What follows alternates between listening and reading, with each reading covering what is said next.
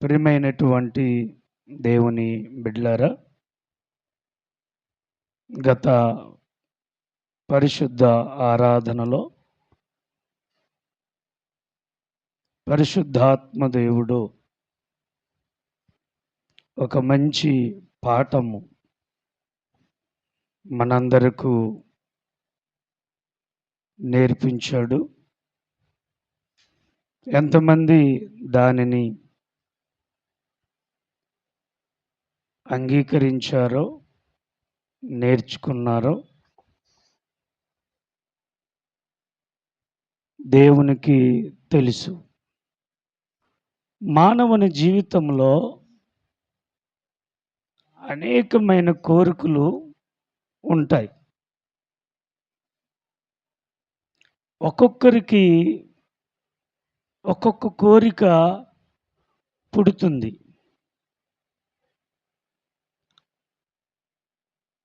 కోరిక కలగడం తప్పు కాదు, కానీ ఆ కోరిక మనకి ఇష్టమైతే కాదు, కానీ మనం కోరుకునే కోరిక ప్రభువారికి ఆమోదయోగ్యముగా ఉండాలి. కాబట్టి అబ్రహాము కోరికను కోరాడు. దావీదు దేవుని ఆలయ నిర్మాణము కొరకు తాను ఏ విధమైనటువంటి పట్టుదల కలిగి ఉన్నాడో 132వ కీర్తనలో మనము చూచాం.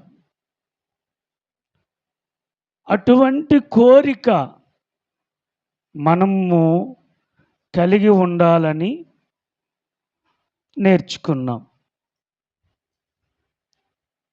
ఈరోజు 4 వాక్య పఠన భాగాలు చదువుకున్నాం.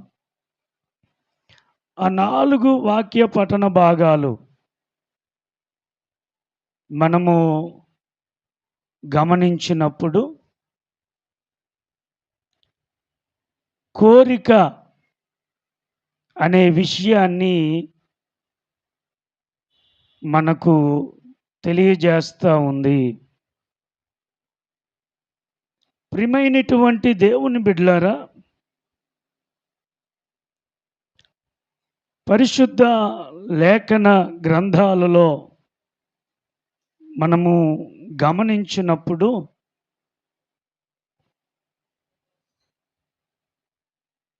ఒక సహోదరి ఒక కోరికను కోరుకుంటుంది. మత్తయి సువార్త 20వ అధ్యాయము 20 నుంచి 21వ వచనములో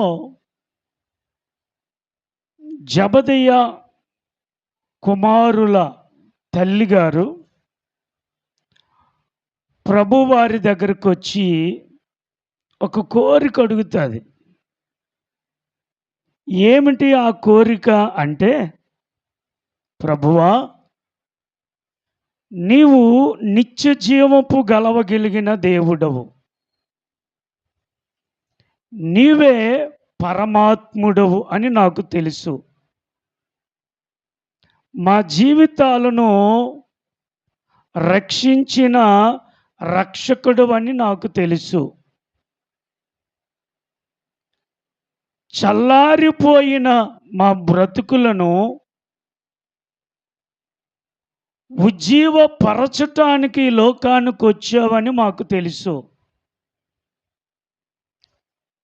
చీకటితో మగ్గిపోతున్న మా బ్రతుకులకు జీవపు వెలుగును అనుగ్రహించటానికి వచ్చావని మాకు తెలుసు. అయ్యా,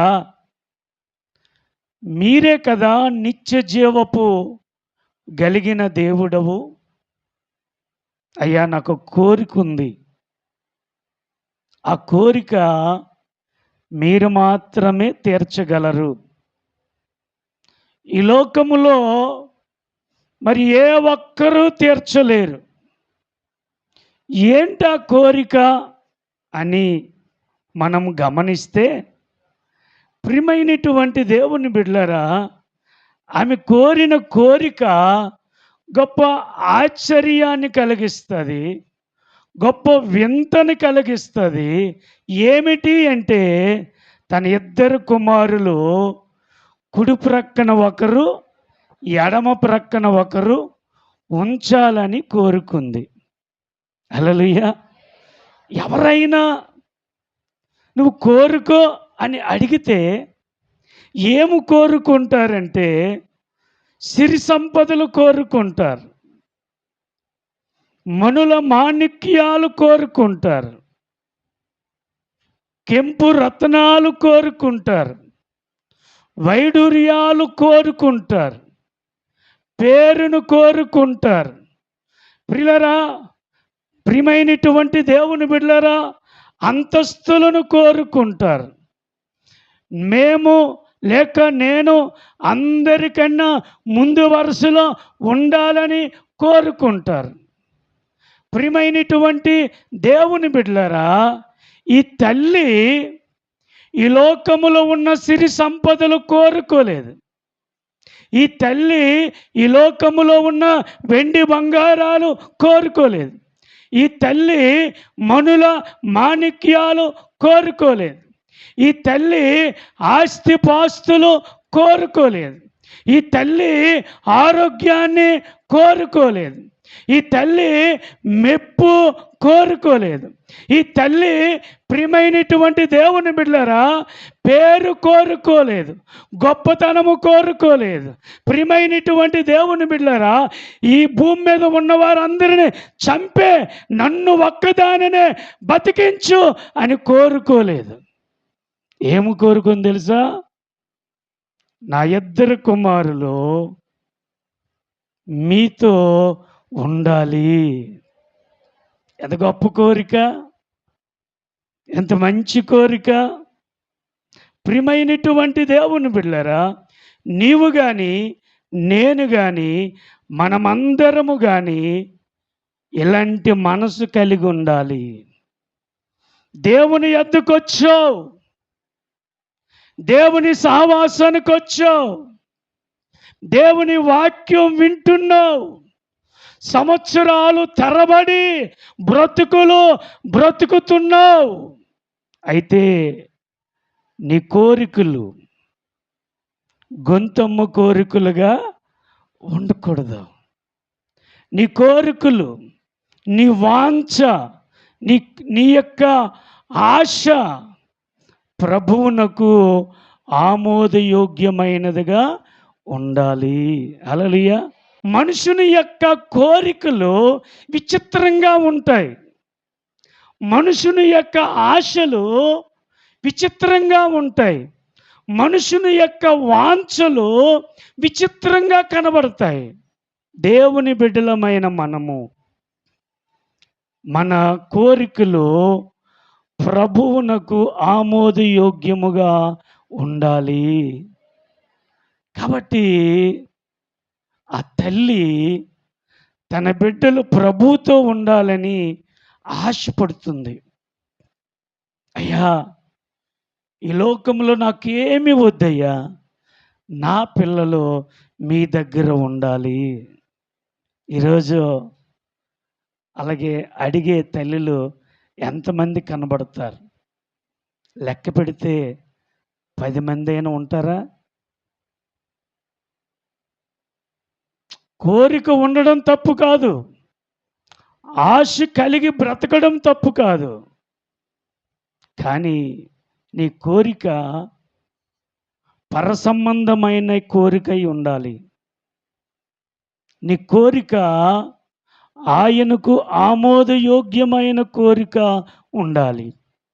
అందుకే మత్తయి సువార్త 15వ అధ్యాయము 28వ వచనములో, అమ్మా నీ విశ్వాసము గొప్పది. నీవు కోరినట్టే నీకు అవునుగాక. ఆమేన్. ఆమేన్ అంటారా? నోళ్ళు రావట్లేదు. ఆమేన్. నీవు కోరినట్టే అవునుగాక అన్నాడు. తదస్సు అన్నాడు. నీవు కోరినట్టే. ఎందుకు తెలుసా? నీ విశ్వాసం గొప్పది, నీ భక్తి గొప్పది. నీవు ఇశ్రాయేలీయ బిడ్డవు కాకపోయినా, అన్యురాలువైనా నీ విశ్వాసము గొప్పది. నీవు కోరినట్టే నీకు జరుగును. దేవుని బిడ్డలారా, మన కోరికలు అలాగున ఉండాలి. ప్రభువా, నేను నీతో ఉండాలయ్యా. ప్రభువా, ఎల్లప్పుడూ నీతోనే మాట్లాడాలయ్యా. అయ్యా, నీ ముఖ దర్శనం నాకు కలుగుజేయి ప్రభువా. అయ్యా, నీ వాక్యముతో నాతో మీరు మాట్లాడండి అని మనం అడగాలి. అటువంటి కోరికలు కోరితే ప్రభువు ఆమెన్ అంటాడు. గొంతెమ్మ కోరికలు కోరితే ఆమెను అండ. ఒకవేళ నువ్వు కోరే కోరిక నీకు ఇస్తాడు. ఇలాగే ఒక అమ్మట ఆశపర్రాలు. ఎటువంటి ఆశ అంటే మామూలు ఆశ కాదు. ఆమె అనుకుందంట, పాస్టర్ గారు వాక్యం చెప్పారట, అడుగుడి మీకు ఇవ్వబడును అన్నాడట. మీదేరు అడిగితే అది ఇస్తాను అన్నాడట. ప్రసంగం చేశాడు. ప్రసంగం అయిపోయింది. ఎవరింటికాలు అమ్మగారి ఇంటికి తలుపేసి ప్రార్థన చేస్తుందంట. పాస్టర్ గారు ఇలాగ చెప్పారు, అడుగుడి ఇవ్వబడును. యేసయ్యా, నేను అడుగుతున్నాను, నాకు ఇవ్వు అన్నదట. గంటల తరబడి అడుగుతుందంట. ఏం అడిగిందంటే, నేను ముట్టుకున్నదల్లా బంగారం అయిపోవాలి, నేను ముట్టుకుందల్లా బంగారం అయిపోయింది. అమ్మా, యేసయ్య అన్నాడంట, అమ్మా ఆలోచించమ్మా. మరి ఆలోచించడం మరి లేదు. అసలు నువ్వు దేవుడివేనా? దేవుడివైతే నువ్వు రెండు మాట్లాడుతున్నావేంటి అని అన్నదంట. అమ్మా, నేను నిన్నే పుట్టించానమ్మా, నేను నీ దేవుడినమ్మా, నువ్వే నా దేవుడివైతే నేను కోరింది ఇవ్వు అన్నదట.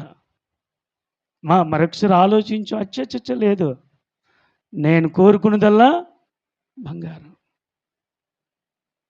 అయితే యేసయ్య అన్నాడంట, నీ మాట చొప్పున జరుగును గాక. ఇప్పుడు పడుకుని లేచి చీపురు పట్టుకుంది. చీపురు బంగారం అయిపోయింది. అబ్బా, ఈ ఈనపుల్ల చీపురు బంగారం అయిపోయింది, ఎంత అదృష్టమని బంగారం అలా పట్టుకుని ఎవరికి చెప్పకుండా పెట్టి దగ్గరికి వెళ్తే పెట్టి ముట్టుకుంది. పెట్టి బంగారం అయిపోయింది. అంట భోజనం చేయడానికి కూర్చుంది. అన్నం ఇలా పట్టుకుంది. ఇప్పుడు బంగారాన్ని ఎవరైనా తింటారా? తింటే ఏమవుతారు? చచ్చిపోతారు. మనుషుల యొక్క కోరికలు దురాశ కోరికలు ఉంటాయి, అత్యాశ కోరికలు ఉంటాయి. ఇవి మనిషికి మంచివి కావు. మనిషి యొక్క మనసును పాడు చేస్తాయి. ప్రియులారా, బైబుల్ చెప్తుంది, ఎక్కువ ఆస్తున్నోడు గట నిద్రపడదట. నేను చెప్పట్లా, బైబుల్ చెప్తుంది. ఎక్కువ ఆస్తున్నోడికి, మరి పాస్టర్ గారు, మరి అబ్రహాంకి ఎలాగ నిద్ర పట్టింది, యోబుకి ఎలాగ నిద్ర పట్టింది, నోవహుకి ఎలాగ నిద్ర పట్టింది, సొలొమోనుకి ఎలాగ నిద్ర పట్టింది అని మీరు అనొచ్చు. నిజమంటారా అబద్ధమంటారా? వారందరూ ధనవంతులు, కానీ వారి మనసు ధనము మీద లేదు, వారి మనసు దేవుని మీద ఉంది. అందుకే వారు సురక్షితముగా నిద్రపోయేవారు. తెల్లవారి రాత్రి పడుకునే వరకు మనకే మనసు ఉంటుంది చెప్పండి? ఈరోజు ఎంత సంపాదించాలి? ఈరోజు ఏం ఆహారం వండాలి? ఈరోజు ఏం తెచ్చుకోవాలి? అనే ఆలోచన ఉంటుందా? ఉండదా? కాబట్టి ప్రియమైనటువంటి దేవుని బిడ్డలారా, మన కోరికలు ఆత్మానుసారముగా ఉండాలి. మన కోరికలు ఆత్మానుసారముగా ఉంటే దేవుడు మన కోరికలను తీర్చడానికి ఇష్టపడతాడు. కాబట్టి ఈ జెబెదయి కుమారులు యొక్క తల్లి ఏమి కోరుకుందంటే, నా పిల్లలు మీ దగ్గర ఉండాలి. రెండవదిగా చూస్తే, దావీదు చనిపోయిన తరువాత సొలొమోను ఇజ్రాయేలు దేశానికి రాజు అయ్యాడు. మందిరాన్ని కట్టాడు. 1000 బలులు అర్పించాడు. ఉన్నతమైనటువంటి కార్యాలు చేశాడు. ధూపము వేయించాడు. గిబియోనులో మరి దేవునికి గొప్ప బలులు అర్పించాడు. ప్రియమైనటువంటి దేవుని బిడ్డలారా, దేవుడు ఆ బలులు గిబియోనులో అర్పించిన తరువాత ఆ రాత్రి కాలంలో దేవుడు స్వప్నముల ద్వారా సొలొమోనుతో మాట్లాడాడు. సొలొమోనా, నేను మీ నాన్నకిచ్చిన మాటను బట్టి నేను నిన్ను రాజుగా ఆశీర్వదించాను. అయితే నువ్వు నా ఆశను తీర్చావు. నాకు ఒక గొప్ప మందిరాన్ని కట్టావు. నాకు బలులు అర్పించావు. నా మనసును సంతృప్తిపరిచావయ్యా. అయితే సొలొమోను, నీకేది కావాలో అడుగు అన్నాడు. నువ్వేది కోరితే అది ఇస్తానన్నాడు. ప్రియమైనటువంటి దేవుని బిడ్డలారా, ప్రియమైనటువంటి సంఘమా, మీరు 4వ వచనము నుండి మొదటి రాజులు 3వ అధ్యాయము 4వ వచనము నుండి 12 వచనాల వరకు మీరు చదివితే గొప్ప సత్యాన్ని దేవుడు బయలుపరిచాడు. సొలొమోను ఏమడిగాడంటే, అయ్యా, నువ్వు నా తండ్రికి ఇచ్చిన మాటను బట్టి నా తండ్రికి బదులుగా నన్ను రాజుగా నియమించావు. రాజు అవ్వడానికి నాకు ఏమాత్రము కూడా చాయిస్ లేదు. ఎందుకని? దావీదుకి భార్యలు ఉన్నారు, పెద్దోళ్ళు అవ్వాలి రాజు. ఇప్పుడు సొలొమోను ఎవరి కొడుకు? బెత్షెబా కొడుకు.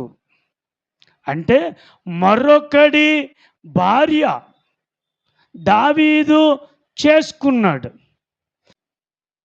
ప్రియమైనటువంటి సంఘమా, గమనించండి. ప్రియమైనటువంటి వారలరా, ఎప్పుడైతే దేవునిని స్వప్నములో తండ్రి అయిన దేవుడు నువ్వేమి కావాలో కోరుకో అన్నప్పుడు సొలొమోను ఏదైనా కోరుకోవచ్చు. కానీ ఏం కోరుకున్నాడు తెలుసా?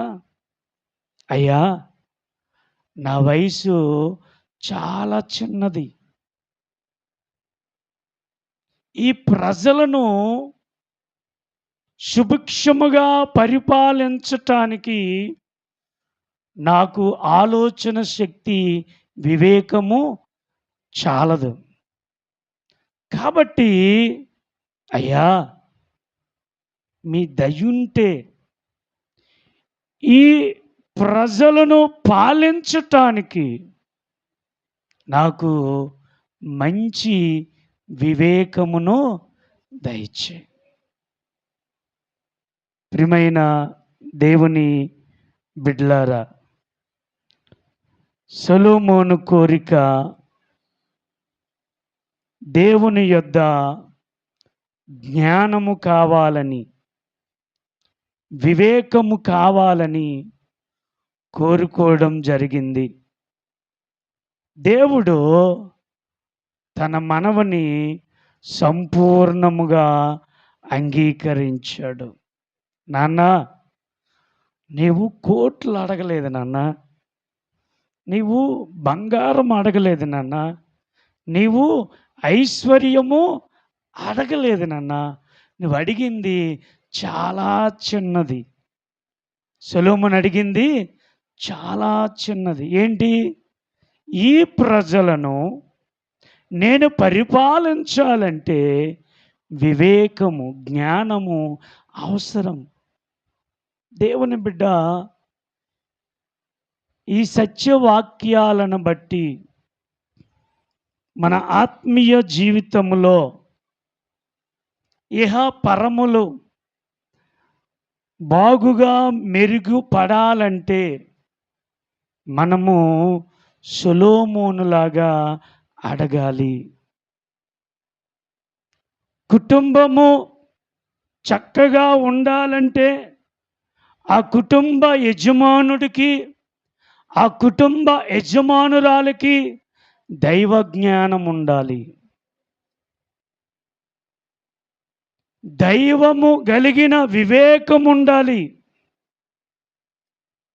దైవక సంబంధమైనటువంటి మంచి ఆలోచన ఉండాలి. ఒక కుటుంబ యజమానురాలు, ఒక కుటుంబ యజమానుడు ఆ కుటుంబాన్ని పరలోకము వలె మలుచుకోవాలంటే వారికి ఇహలోక సంబంధము, లౌకిక జ్ఞానము, దెయ్యాల జ్ఞానము ఉంటే సరిపోదు, అది పరమునకు చేర్చదు. ఏ జ్ఞానం ఉండాలంటే దైవ జ్ఞానం ఉండాలి. ప్రియమైనటువంటి దేవుని బిడ్డలారా, ఈ రోజులలో చాలా మందిలో దైవ జ్ఞానము లోపిస్తూ ఉంది. చాలా మందిలో దైవ జ్ఞానము లేదు. లౌకిక జ్ఞానం ఉంది, నటించిన జ్ఞానం ఉంది, దెయ్యాల జ్ఞానాలు ఉన్నాయి మనుషులలో. దైవ జ్ఞానము లేనందువలనే ఈరోజు భూమి మీద విచిత్రమైన సంఘటనలు జరుగుతున్నాయి. దైవ జ్ఞానం కలిగినోడు, ఆరాధనకు వచ్చినోడు ఎలాగుంటాడు? మందిరములో ఎంత డిసిప్లిన్గా ఉంటాడు. దైవ జ్ఞానం కలిగినోడు మధ్యలో వస్తాడా? జ్ఞానము లేకపోవడమే. ఏ జ్ఞానము? దైవ జ్ఞానము లేకపోవడమే. కాబట్టి దైవ జ్ఞానము మనుషులలో లేదట. నేను చెప్పట్లేదు. హోషేయ గ్రంథం 4వ అధ్యాయం చూడండి. హోషేయ గ్రంథం 4వ అధ్యాయం 5వ వచనము చూడండి. నా జనులు జ్ఞానము లేని వారై నశించుచున్నారు. హల్లెలూయా. జనులకు ఏమి లేదు? జ్ఞానము లేదు. జ్ఞానము లేనందువలన జనులు ఏమవుతున్నారు? నశించిపోతూ ఉన్నారు, కృషించిపోతూ ఉన్నారు, కృంగిపోతూ ఉన్నారు. ఎందుకంటే దేవుని బిడ్డలలో ఏముండాలంటే దైవ జ్ఞానం ఉండాలి. లోకములో జీవిస్తున్న మనుషులకు ఏముండాలంటే దైవ జ్ఞానం ఉండాలి. కానీ దైవ జ్ఞానానికి బదులు దెయ్యపు జ్ఞానాలతో బ్రతుకుతున్నారు. దైవ జ్ఞానం ఉన్నోడు మందిరములో ఇటోటి చూస్తాడేంటి? ఇలాగ అంటాడేంటి? చెప్పండి. అక్రమమైన పద్ధతులు మందిరములో చేస్తారేంటి?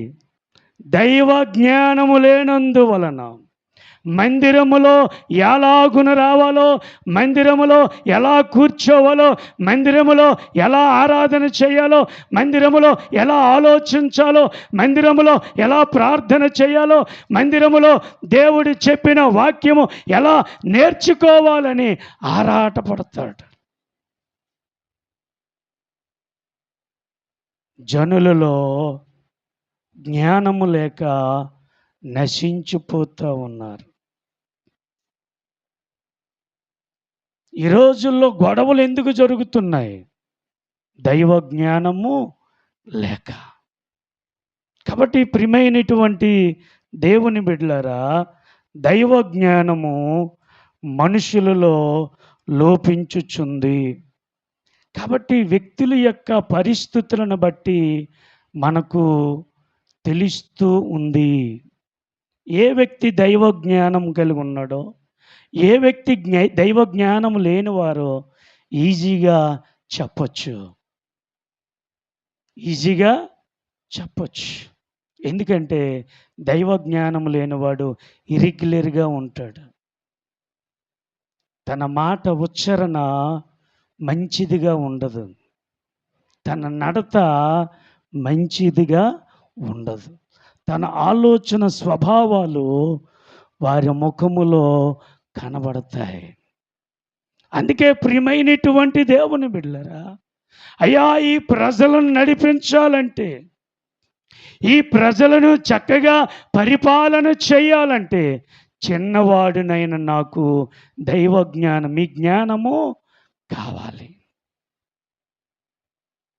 అందుకే యాకోబు రాసిన పత్రిక 1వ అధ్యాయము 5-6 వచనాలలో, మీలో ఎవనికైనను జ్ఞానము కొదువుగా ఉన్న ఎడల అతడు దేవునిని. హల్లెలూయా. కాబట్టి ప్రియమైనటువంటి దేవుని బిడ్డలారా, ప్రియమైనటువంటి సంగమా, జ్ఞానమును అడగమని యాకోబు ద్వారా దేవుడు తెలియజేస్తూ ఉన్నాడు. కాబట్టి ఏం అడగాలంటే, అయ్యా నీ జ్ఞానము నాకు కావాలని అడగాలి. ప్రియమైనటువంటి దేవుని బిడ్డలారా, దేవుడు అంటున్నాడు, దైవ జ్ఞానము నేను ఇస్తాను, నేను మీకు అనుగ్రహిస్తాను, మీరు నా దగ్గరికి రండి, నన్ను జ్ఞానాన్ని అడగండి అని దేవుడు కేకలు వేస్తుంటే, ఈరోజు మనుషులు లోక జ్ఞానం కోసం పరుగులు తీస్తూ ఉన్నారు. ప్రియమైనటువంటి దేవుని బిడ్డలారా, గమనించండి, ఆలోచన చేయండి.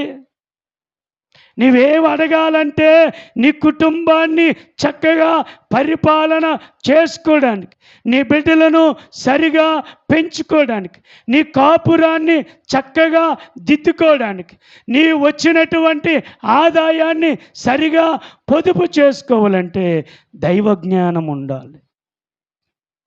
దైవ జ్ఞానము లేనందువలనే ఈరోజు ఒకే కుటుంబంలో ఆస్తుల కోసం పోట్లాడుకుంటూ ఉన్నారు. ఈరోజు బ్రతికుండగానే విషం పెట్టేసి చంపేస్తూ ఉన్నారు. కారణం ఏంటంటే అంతస్తుల కోసం. వారికి ఏమి లేదు, దైవ జ్ఞానము లేదు. స్వార్థాలు ఎక్కువైపోయాయి. స్వార్థాలు, ఆడికి ఎందుకు చూడాలా, దీనికి ఎందుకు చూడాలా, నేను ఒక్కడనే బాగా అయిపోతే సరిపోద్ది. ఆడు ఎలాగ నాశనం అయిపోయినా, ఒక కుటుంబంలోనే ఒక తల్లికి ఒక తండ్రికి పుట్టిన బిడ్డల్లోనే స్వార్థం అయిపోతుందండి. ప్రేమ చల్లారిపోతుందండి. అభిమానాలు తగ్గిపోతున్నాయండి. ఆత్మీయతలు తగ్గిపోతున్నాయండి. దానికి కారణం దైవ జ్ఞానము లేనందువలన. దైవ జ్ఞానము లేనందువలన. కాబట్టి దైవ జ్ఞానము చాలా అవసరం. యాకోబు అంటాడు, మీరు దేవుని దగ్గరికి వచ్చి దైవ జ్ఞానం అడిగితే ఆయన ఇస్తానని చెప్తున్నాడు. అందుకే సామెతల గ్రంథం 9వ అధ్యాయం 6వ వచనములో ఒక మాట ఉంది, జ్ఞానము లేని వారై ఉండక బ్రతుకుడి. ఏమి లేని వారై ఉండకూడదు? జ్ఞానము లేని వారై ఉండకూడదు. దెయ్యం జ్ఞానం కాదు. టెక్నాలజీ వస్తే టెక్నాలజీ ద్వారా మోసం చేయడానికి కూడా ఈరోజు వెనుకంజ వేయట్లా. కాబట్టి ప్రియమైనటువంటి దేవుని బిడ్డలారా, జ్ఞానం లేని వారుగా బ్రతకూడదు. జ్ఞానం ఉండాలి. జ్ఞానం లేకపోతే పొడి జ్ఞానం ఉంటే నువ్వు ఎలా బ్రతకగలవు? ఎవడైనా మోసం చేస్తాడు.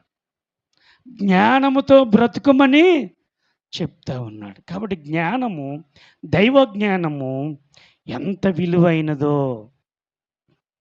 ఈ రోజుల్లో దైవ జ్ఞానము చాలా మంచిది. ఆ కోరిక నీవు నేను కోరాలి.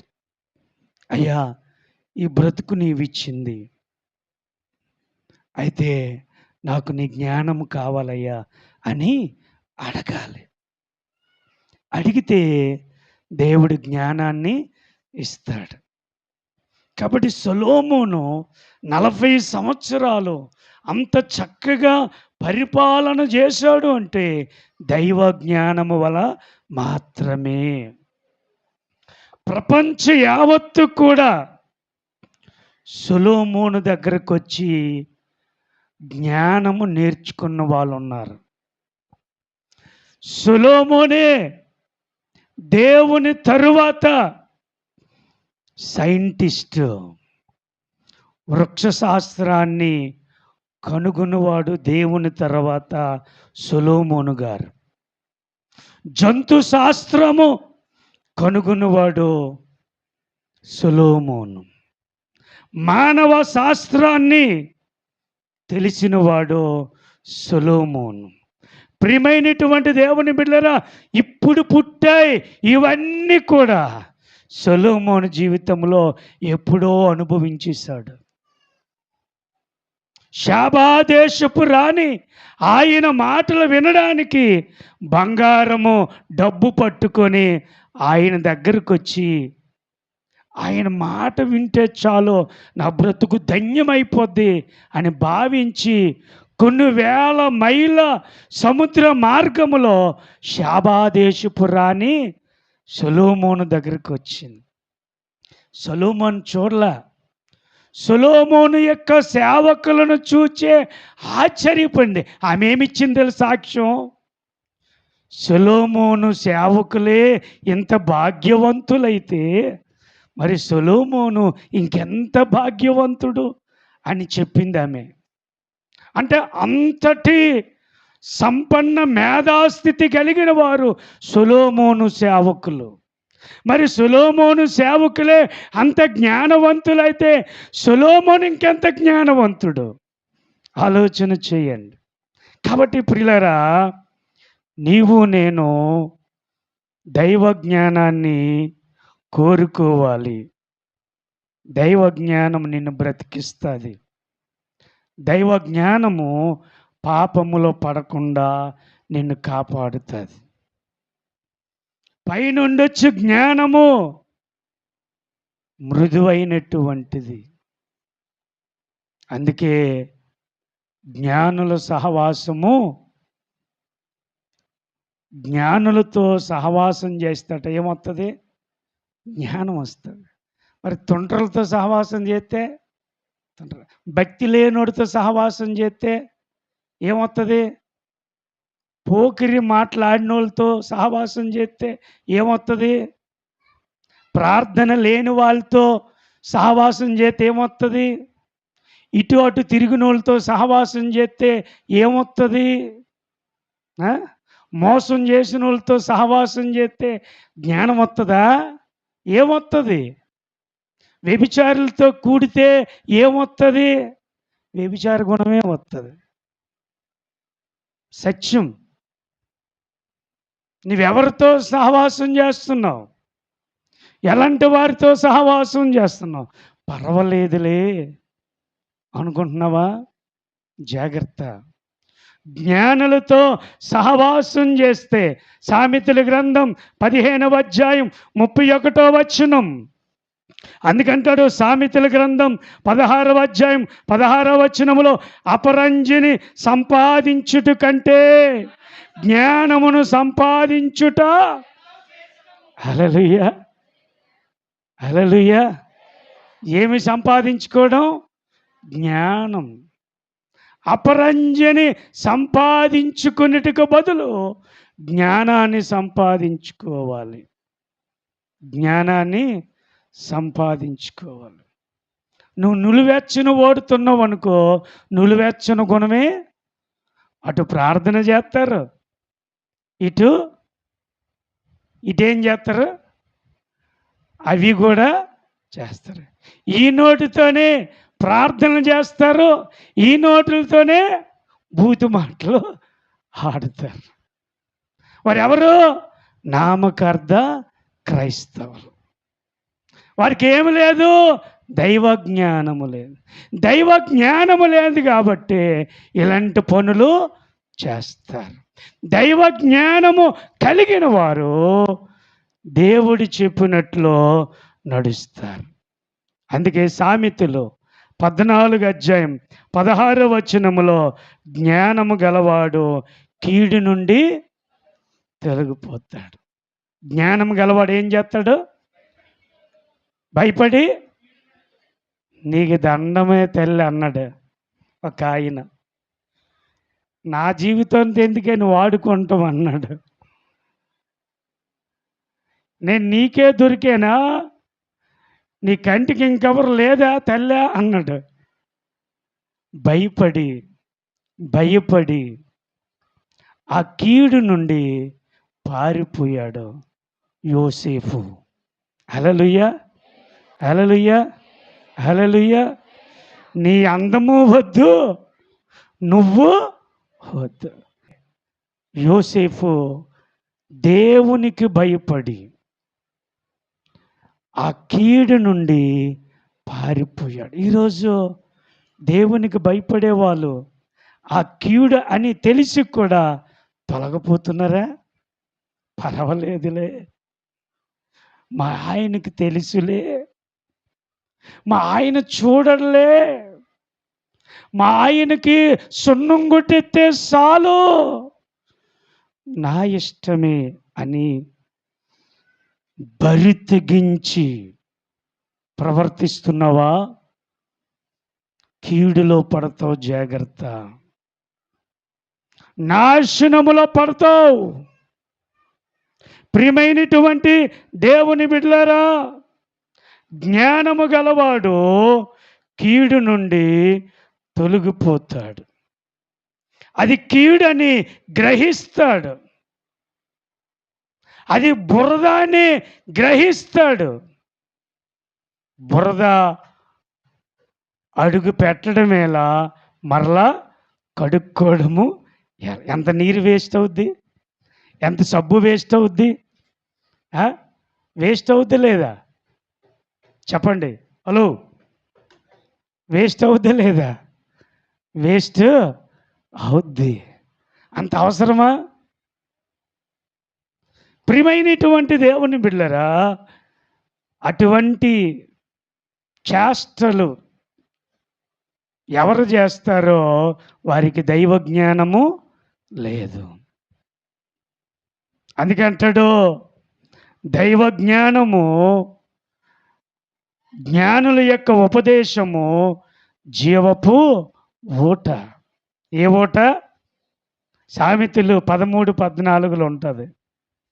ప్రియులారా, ఇంకా చూసుకున్నట్లయితే జ్ఞానము గల కుమారుడు తండ్రిని, సామెతలు 10:1, పిల్లలు ఇంకా చూసుకున్నట్లయితే సామెతలు 3:32 జ్ఞానము లేనివారు దేవునిని విసర్జించుదురు. ఎవరిని విసర్జిస్తారు? సృష్టికర్తను. జ్ఞానము లేనివారు దేవునిని విసర్జిస్తారు. కాబట్టి ప్రియమైనటువంటి దేవుని బిడ్డలారా, జ్ఞానమును, ఉపదేశమును, వివేకమును కొని ఉంచుకోమని చెప్తున్నాడు. బిడ్డలారా, నేను చెప్పింది కాదు, సామెతలు 23:23లో ఉంటుంది. జ్ఞానమును, ఉపదేశమును, వివేకమును కొని ఉంచుకొనము. ఉంచుకోవాలి, సంపాదించుకోవాలి దైవ జ్ఞానం. అంత మాత్రమే కాదు ప్రియమైనటువంటి దేవుని బిడ్డలారా, హోషేయ గ్రంథం 6వ అధ్యాయం 3వ వచనములో యెహోవాను గురించి సంపాదించుకుందాము రండి అని పిలుస్తూ ఉంటూ ఉన్నాడు.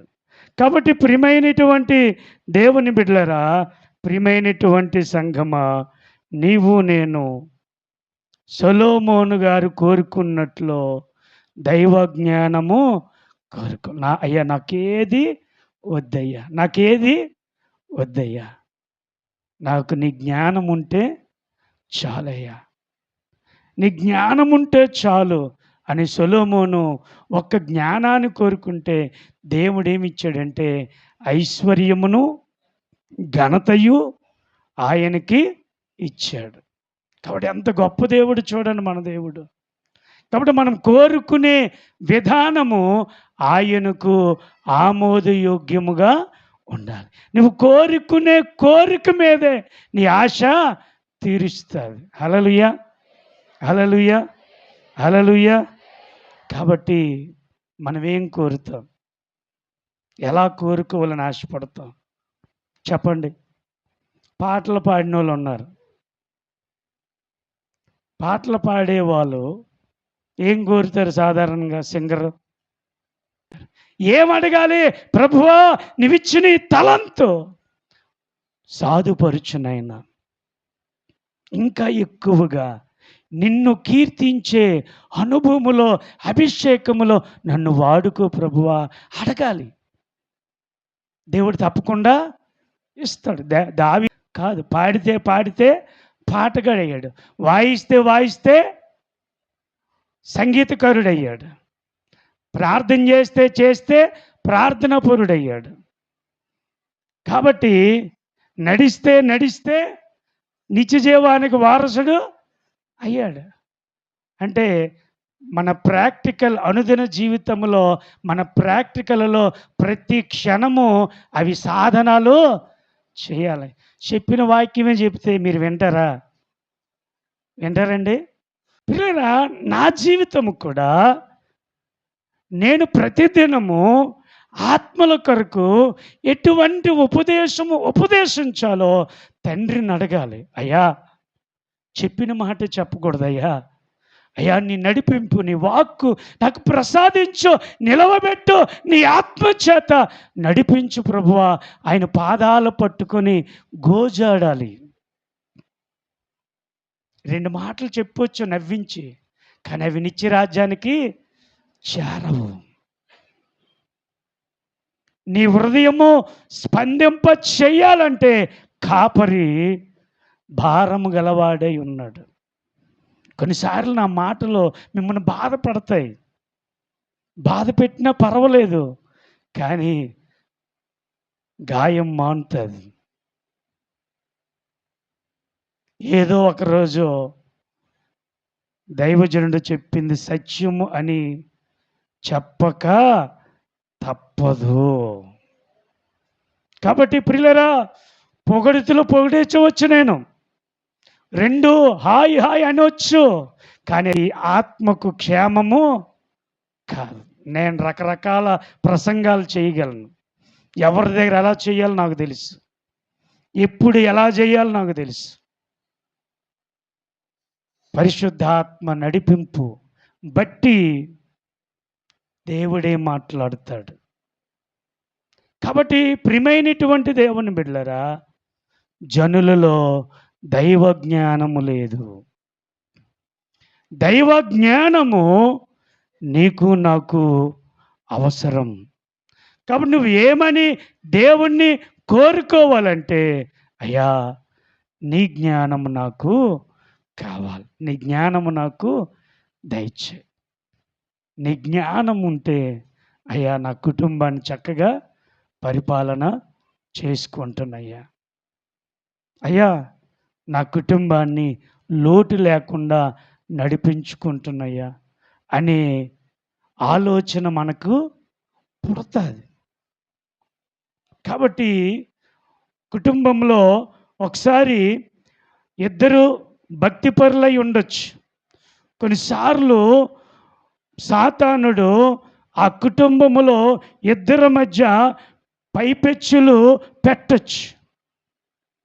అంటే నేను గొప్ప, నా మాటే జరగాలి అనేటువంటి అహం పెడతాడు. అప్పుడు దైవ జ్ఞానం కలిగిన వాళ్ళు ఏమవుతారంటే, భార్య ఒక మాట ఎక్కువ పలితే భర్త ఆగిపోవడానికి చూస్తాడు. ఒకవేళ భర్త ఎక్కువ మాట్లాడితే భార్య తగ్గిపోవడానికి చూస్తారు. దైవ జ్ఞానం కలిగిన వారు అట్లాగా వారి కాపురాలను కాపాడుకుంటారు. అదే దైవ జ్ఞానము లేకపోతే నువ్వెంత నేనెంత అంటే ఆ ఇంటిలో అల్లరి వస్తుంది. ఆ వీధి వాళ్ళందరూ ఆలకిస్తారు. అప్పుడు ఎవరు పరుగు పోద్ది? నీ ఇంటి పరువే. నీవే కేవలము నీ నోటు వలనే నీ ఇంటి పరువు నువ్వే తీసుకుంటున్నావు. ఎవరో తీయట్లేదు, నువ్వే తీసుకున్న విషయాన్ని గ్రహింపులేక పిచ్చి కేకలు వేస్తున్నారు. అలా వేయడానికి కారణము దైవ జ్ఞానము లేకపోవడం. కాబట్టి ప్రియులారా, ఆలోచన చేయండి. మన కోరిక ప్రభువుకు ఆమోదయోగ్యముగా ఉండాలి. కాబట్టి ఆ జబదెయ కుమారుల తల్లి, నా ఇద్దరు కొడుకులు మీ దగ్గర ఉండాలి ప్రభువా అని కోరింది. సొలొమోను, ప్రభువా నాకు జ్ఞానము కావాలని కోరాడు. ఈరోజు పరిశుద్ధాత్మ దేవుడు మనల్ని అడుగుతున్న ప్రశ్న ఏంటో తెలుసా? మీకేం కావాలి? సొలొమోను అడిగిన దేవుడే మనల్ని అడుగుతున్నాడు, మీకు ఏమి కావాలి? మన కోరికలు అనేకమై ఉండొచ్చు. అయితే కోరికలు ఉండడం తప్పు కాదు.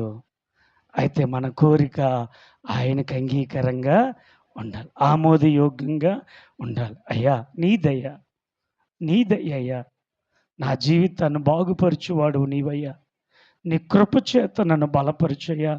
అయ్యా ఈ చిన్న జీవితాన్ని నీ కృపలో నడిపించయ్యా అని నువ్వు అడిగితే నీ కోరికను తప్పకుండా తీరుస్తాడు. దేవుని బిడ్డ,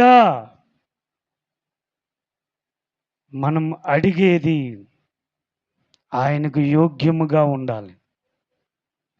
ప్రియమైనటువంటి దేవుని బిడ్డలారా, అందుకే ప్రతి తల్లి ప్రార్థనా శక్తిమంతురాలుగా ఉండాలి. పాస్టర్ గారు అనవసరం లేదు. నీవు దేవుణ్ణి అడిగితే నీ ద్వారా దేవుడు అద్భుతాలు చేస్తాడు. ఎక్కడి నిండో వచ్చేసరికి ఆలస్యం అయిపోద్ది. పాస్టర్ గారు వచ్చేసరికి నువ్వెందుకు ఆ ప్రార్థనా శక్తిని పొందుకోకూడదు? నువ్వెందుకు అడిగితే దేవుడు ఇవ్వడు? కమిట్మెంట్ ఉండాలి. ప్రభువుతో నువ్వు ఒడంబడిక చేసుకోవాలి. నీ వ్యక్తిగత సంబంధము ప్రభువుతో ఎక్కువ గడపాలి. నా ప్రియ దేవుని బిడ్డలారా, నా ప్రియ సంఘమా, మన ప్రభు పాదాల దగ్గర కన్నీళ్లు కారిస్తే, ఆయన పాదాలు పట్టుకొని ఆయన మీద ఒరిగి ఆనుకుంటే, ఆయన అన్నాడు, నువ్వేది కావాలితే నేను ఇస్తాను రా అన్నాడు. నిన్ను అనేక మంది ఎదుట తలగా ఉంచుతానన్నాడు. ఆయన వాడుకుంటాడండి, ఆయన వాడుకుంటాడు. దేవుని బిడ్డ, మన దేవుడు మన కోరికలను తీర్చినవాడు, మన ఇబ్బంది కొలుములో నుండి విడిపించినవాడు దేవుడు. నువ్వు మందిరానికి వస్తున్నావు, దేవుని శక్తి పొందుకోలేకపోతున్నావు. జ్ఞానము లేక. జ్ఞానము మళ్ళా పాస్టర్ గారే పిల్లలు రావాల. నీ చేత కదా, నేను నమ్ముకున్న దేవుడే కదా నువ్వు నమ్ముకున్నావు, నేను ఆధారపడి దేవుడే కదా నువ్వు ఆధారపడ్డావు, మరి నీకెందుకు శక్తి లేదు? దేవుడు నీ ప్రార్థన ఎందుకు ఆలకించటం లేదు? వై? నీలో దేవుని ప్రభావము ఉండటం లేదంటే నీ జీవితం ఇంకా సరిగా ఆయనకు అంగీకారముగా లేదు. కాబట్టి ప్రియమైన దేవుని బిడ్డలారా, మనం అడిగే కోరికలు మంచివిగా ఉండాలి. ఆ కోరికలు ఆయనకు అంగీకారంగా ఉండాలి. అటువంటి కోరికలు కోరుదుముగాక.